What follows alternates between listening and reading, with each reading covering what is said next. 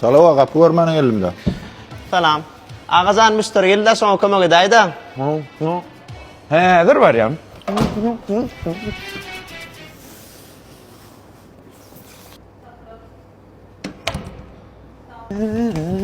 Hoş geldin bizim ay kapıyımıza. Ağaçan. Berde izlenip versin sen beni.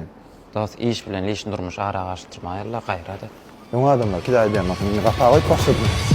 Dur sen bari iş yeri boşun şairle. Şansam bilýän şu gapylara girip bitip gitdi.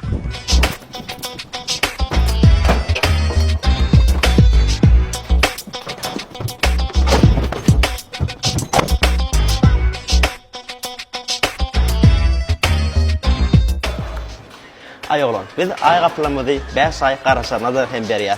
Bizim ay kapılamız töýelerinde açylar. Gelin o mesele beýle konuşurum, görkezeyim. Bercek dost bergin, bercek. Berde o berjek bolsa, onu gaçyp berme dölay. Ağacan. Ben sen duyan.